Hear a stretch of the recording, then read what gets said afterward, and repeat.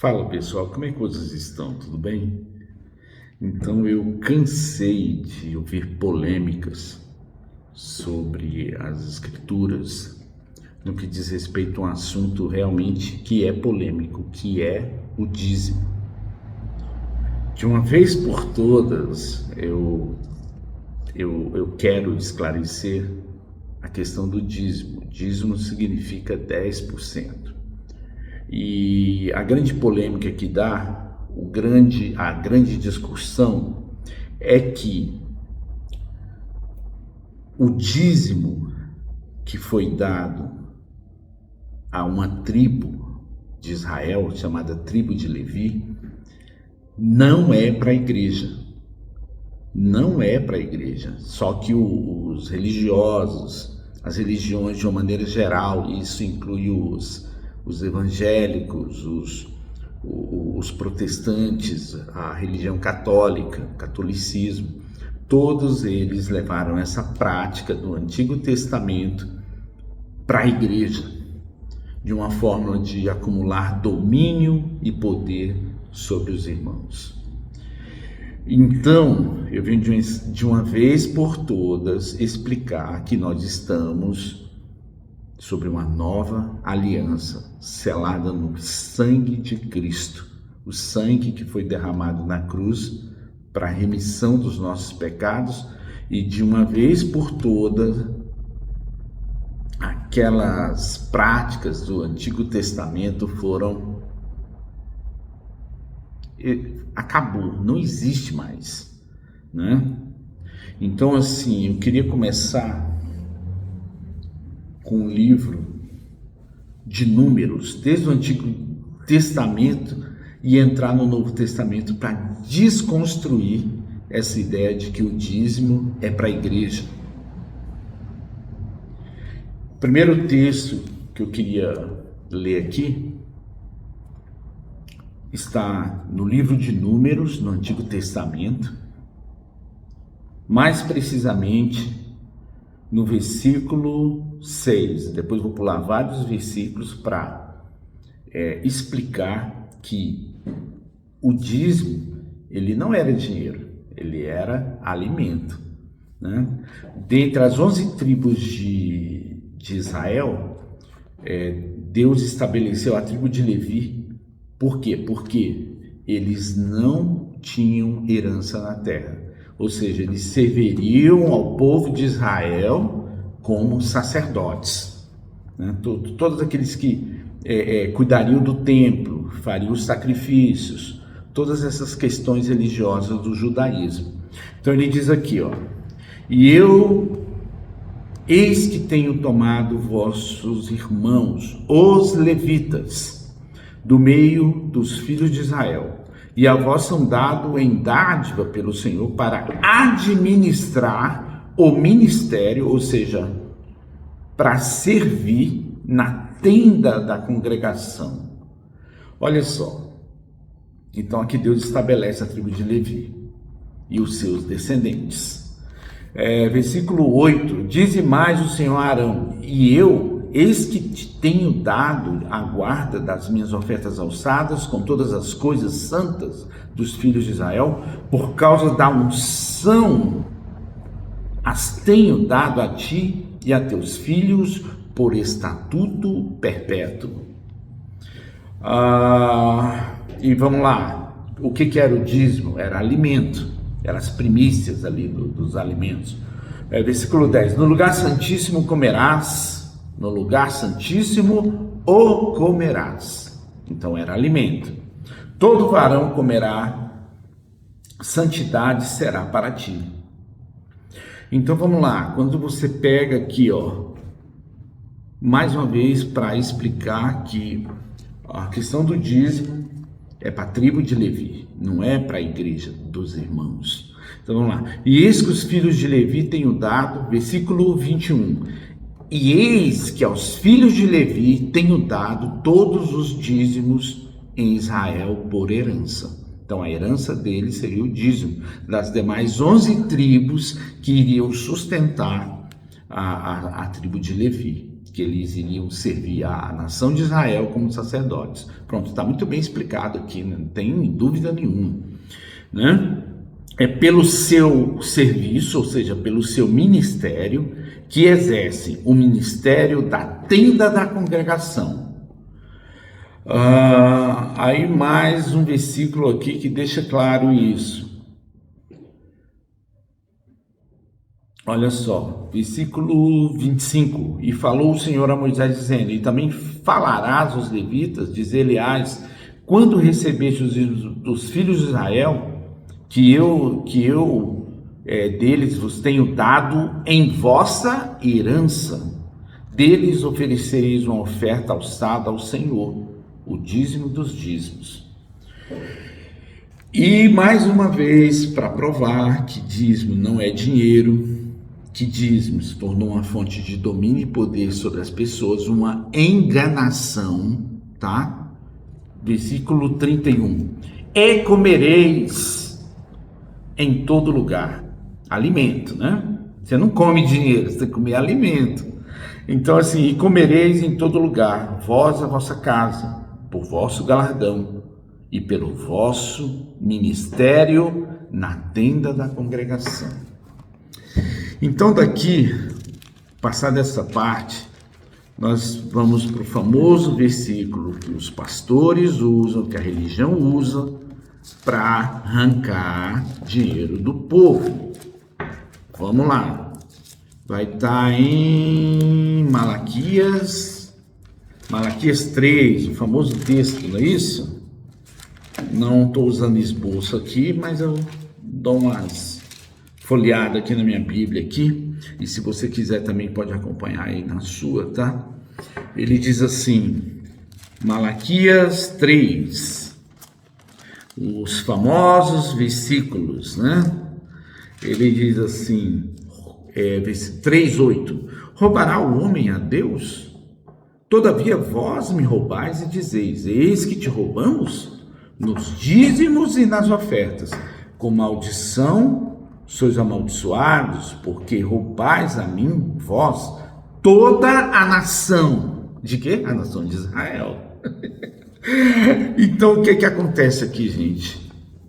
Teve um período na história do povo de Israel que eles foram levados no exílio para a Babilônia, né? E chegou um momento em que o rei, o imperador de lá, não sei como é que era o nome, permitiu que eles voltassem para reconstruir o templo. Só que não era mais templo, era uma casinha pequenininha, daria aí em média um galpão no máximo. E dali vem Malaquias, e Malaquias vem e denuncia de que as demais 11 tribos estavam deixando os levitas passarem fome, entende? Então esse aqui é o contexto. Malaquias vem, mas no próprio contexto de Malaquias já é desconstruído de que o dízimo é para a igreja, entende?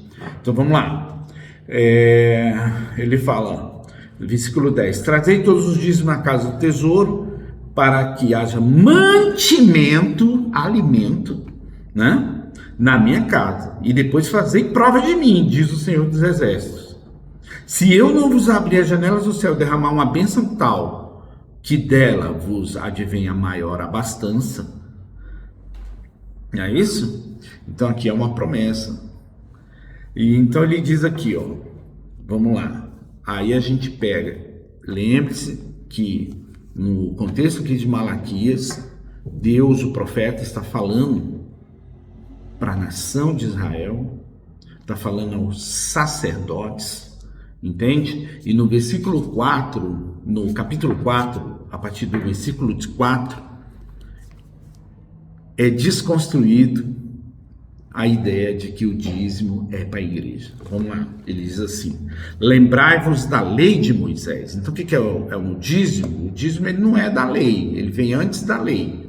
Começou lá com Melquisedeque, que quando Abraão vence lá os reis poderosos, ele dá o dízimo a Melquisedeque, que é uma tipologia de Cristo. Então vamos lá, lembrai-vos da lei de Moisés, meu servo, a qual lhe mandei em Horebe, para todo o Israel, para toda a nação de Israel, o qual são os estatutos e os juízos. Então, a ordenança, o mandamento do dízimo é para a nação de Israel, que fique claro isso, entende? Então, mas em Mateus é falado do dízimo, né? Mateus, mas o que está falando lá do dízimo? Jesus, ele está condenando a hipocrisia dos fariseus, no que diz respeito a dar os alimentos, o cominho, o coentro, e não cumprir o que é mais importante na lei, que é a justiça, o amor. Então vamos lá, Mateus 23, 23, ele diz assim: ai de vós, escribas e fariseus hipócritas. Então Jesus aqui está condenando a hipocrisia, porque dais o dízimo da hortelã, do entro e do cominho, e desprezais o que mais importante da lei, o juízo, a misericórdia e a fé. Deveis, porém, fazer essas coisas. Ou seja, vocês são judeus, tem que dar o dízimo mesmo, é o judeu, né? Eu costumo dizer até o seguinte: quem dizima hoje, na verdade, está negando a fé em Cristo, porque está dizendo assim: eu não sou um cristão, eu sou um judeu, porque o dízimo é para o judeu. E nem o próprio judeu hoje dizima, porque o templo lá está destruído. Entende como é que é a questão complexa? Então vamos lá. Eles desprezavam a lei, o que era mais importante na lei, que era o juízo, a misericórdia e a fé. Então deveis, porém, fazer essas coisas e não omitir aquelas. Essa orientação de Jesus. Então vamos lá. Outra parte que é falado no Novo Testamento, você vai encontrar que fala sobre isso em Hebreus, no capítulo 7, que é um capítulo assim que eles morrem de medo que você descubra. Então, medite bastante em Hebreus 7. Né? O ideal é que esses versículos que eu estou dando referência, que você anote eles e lá do Antigo Testamento dê um jet para o Novo, entende? Que aí vocês realmente a luz de Deus, a luz do Senhor vai iluminar as vossas mentes, os vossos corações para vocês compreenderem as Escrituras. Então vamos lá que agora vai ser desvendado a questão do dízimo. Hebreus 7, vamos pegar aqui Hebreus 7, a partir do versículo, vamos lá, versículo,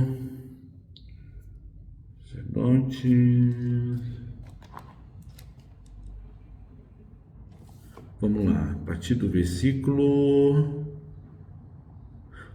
5. E os que dentre os filhos de Levi recebem o sacerdócio, eles têm ordem. Vamos lá, ele está falando aqui do Antigo Testamento. Lembra que eu li lá no início da mensagem sobre Números 18? Então está falando aqui, os que dentre os filhos de Levi eles recebem o sacerdócio, eles têm uma ordem. Segundo a lei, de quê?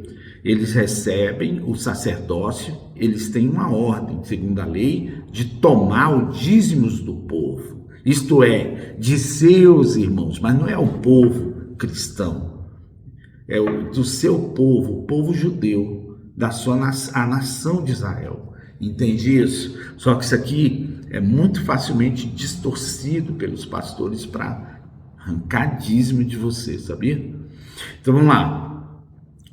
Isso é, dos seus irmãos, ainda que tenham descendido de Abraão, ou seja, mesmo, né, na época em que Abraão deu dízimo a Melquisedeque, mesmo que tenha vindo dos lombos de Abraão. Então vamos lá. Mas aquele cuja genealogia não é contada, eles tomou o dízimo de Abraão e abençoou os que tinham a promessa. Então vamos lá. Agora no versículo 12. Porque mudando o sacerdócio, necessariamente se faz mudança da lei. Então a Bíblia, o que fala de lei hoje? A Bíblia fala da lei de Moisés, e a Bíblia fala da lei da vida no Novo Testamento, a lei que é do amor, entende? Então são duas leis. Como é que eu cumpro essa lei no Novo Testamento? A lei do amor é carregando o fardo dos irmãos, é ajudando aqueles que estão necessitados, que estão em prisões emocionais, que estão em prisões também, dedicando a sua vida em serviço de amor ao próximo, entendeu? Aí eu cumpro a lei de Cristo, que é a lei do amor. Então assim, porque aquele de quem essas coisas dizem pertence a outra tribo, a qual ninguém serviu ao altar. Por quê? Porque visto ser manifesto que o Senhor procedeu de Judá e não da tribo de Levi. Agora sim, mesmo na questão da lei, gente, olha só o que acontece. Se a pessoa se os pastores me provarem que são da linhagem de Levi, eles podem pedir dízimo, entendeu? Mas eles não são, acho impossível isso acontecer aqui no Brasil. Entende? Então, vocês estão vendo como é uma enganação a questão do dízimo. Ó Senhor Jesus. Então a pessoa ela daqui já é desvendado que o Senhor é da tribo de Levi e não da tribo o Senhor é da tribo de Judá e não Levi, correto? Então esse vídeo aqui ele vai ser direto, não vai ter edição, tá? Então vamos lá. Então assim, dessa tribo de Judá, Moisés nunca falou sobre o sacerdócio. Isso está em Hebreus 7, versículo 14. Então, assim, quando você pega aqui, ó, vamos lá, ó, versículo 18, esse versículo aqui mata pau, viu, gente? Esse versículo aqui esclarece muito. Olha o que diz, Hebreus 7, 18. Porque o precedente mandamento é abrogado. O que você entende sobre a palavra abrogado? Anulado. Ou seja, algo que vem uma lei maior e que a antiga lei ficou anulada, ficou abrogada. Correto? Por causa, o que a Bíblia fala sobre o Antigo Testamento, sobre a lei de Moisés, sobre a questão das ordenanças do judaísmo. Fala que é por causa da sua fraqueza e inutilidade. Então, foi incapaz de salvar o homem a lei. Porque uma vez você cumprindo todos os mandamentos da lei, se você errar nenhum, você é réu de todos. Então é impossível o homem algum cumprir o Antigo Testamento.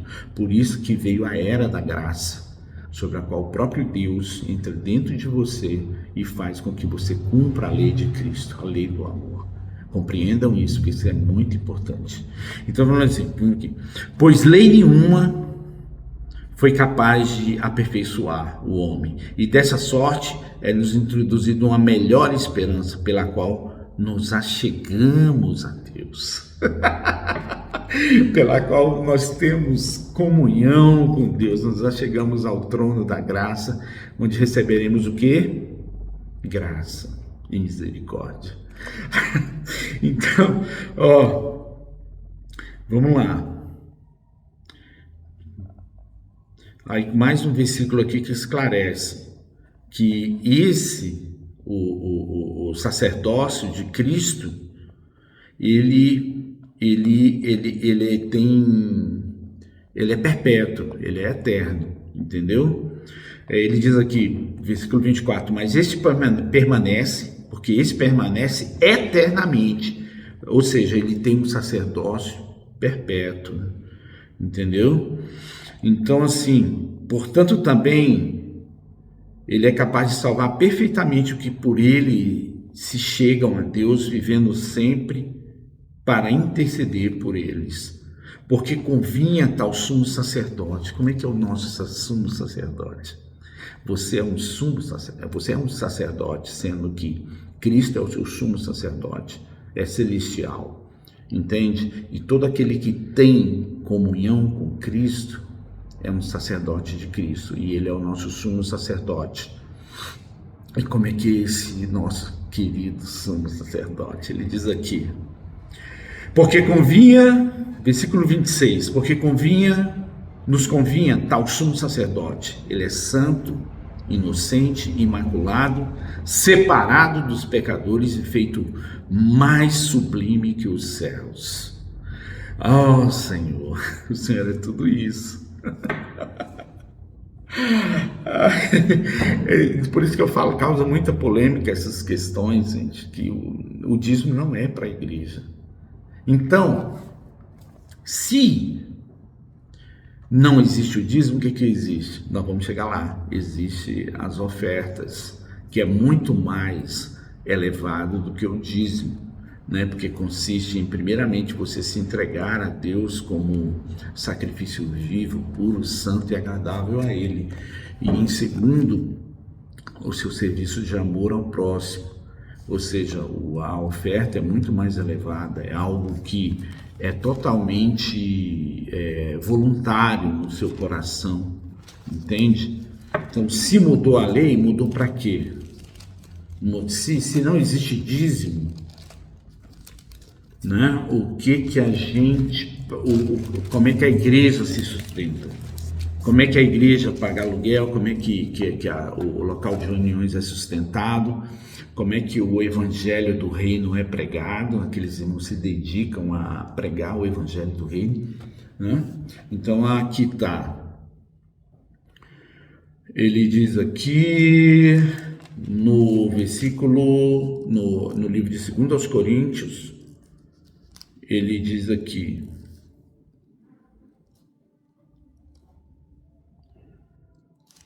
aqui ele vai mudar para a questão não tem mais nada obrigado, e sim a questão da lei da voluntariedade.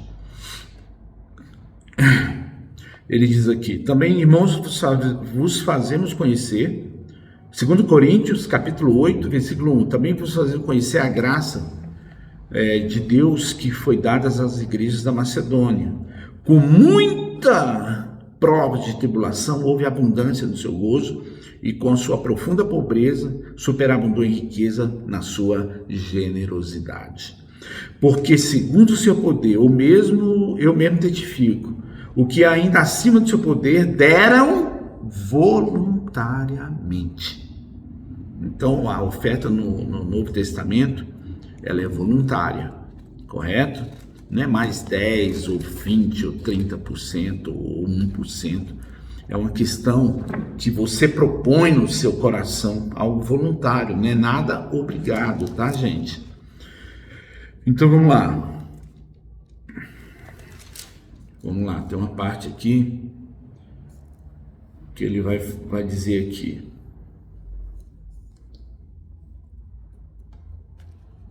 Se eu não estou enganado, é no capítulo 9.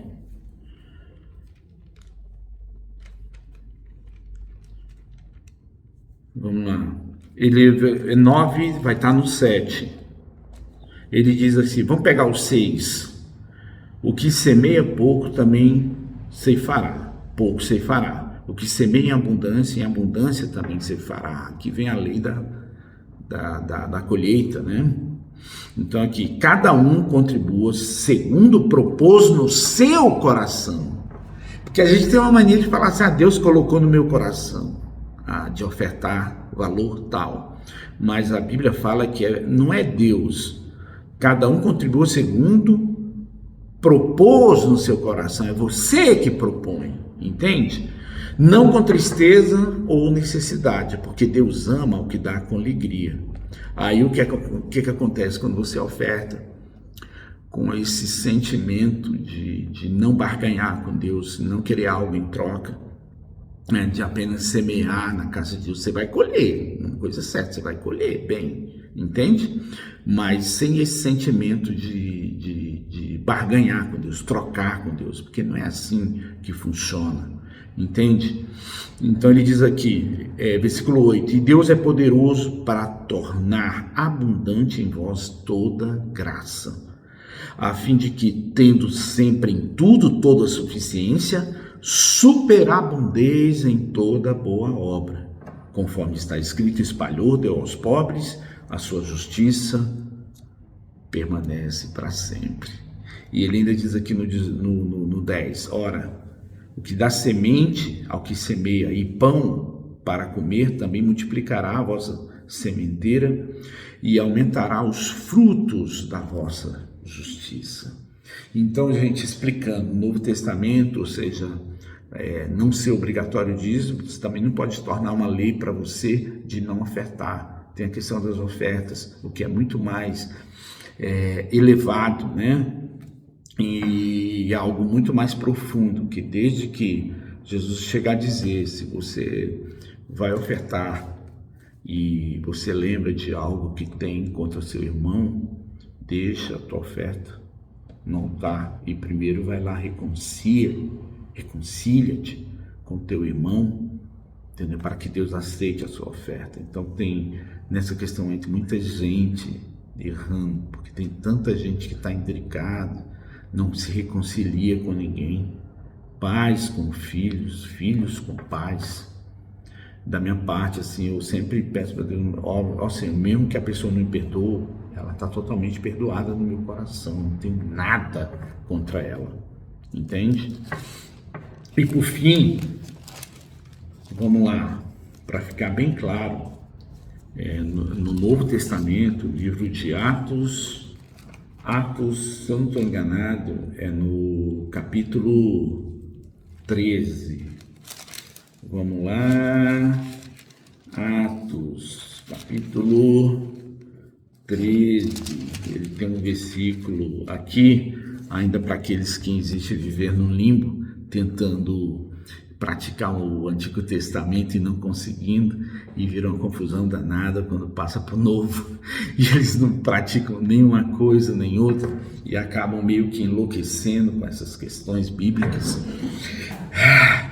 Tem um versículo aqui que é muito bom, vocês só me dão um pouco de tempo para eu poder achar ele aqui. Atos 13, versículo, vamos lá, Atos 13,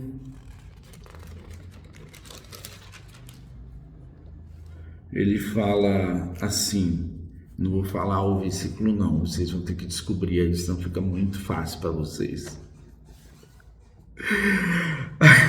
Mas ele diz aqui nesse versículo, de todas as coisas que a lei não pôde justificar o homem, por ele quem? Isso aqui sabemos que é um pronome que está substituindo o nome de Jesus, o nome de Jesus Cristo, né? Por ele são justificadas todas as coisas, entendeu? Então só existe um único nome sobre o qual importa que os homens sejam salvos, e esse nome é o nome de Jesus Cristo. E uma vez que você confessando, uma vez que você no íntimo do seu ser, à noite na sua casa, peça para que ele se revele no seu coração, ele vai e se revela, entendeu? E a consequência disso é a salvação, é a sua justificação pela fé em Cristo Jesus. Então, irmãos, eu espero que tenha ficado claro esse vídeo. Eu espero que essa verdade desses versículos que eu li para você te liberte da religião e que você tenha uma clareza sobre o que é o dízimo, que não é para a igreja, entendeu? O que é a oferta, que é algo muito mais elevado do que o dízimo, e que você pratique essa palavra, não seja somente ouvinte ou curioso sobre o que diz a palavra, mas que realmente pratique e dedique a sua vida em serviço de amor ao próximo, porque essa é a vontade de Deus. E ele fala assim, depois de ter conhecido a vontade de Deus, ou seja, eu preciso conhecer a vontade de Deus. Ele diz, alcanceis a promessa. Mas que promessa é essa? João, no capítulo 2, ele fala, essa é a promessa que ele nos fez, a vida eterna. Tranquilo? Valeu, pessoal. Um abraço para todos vocês. Tchau, tchau.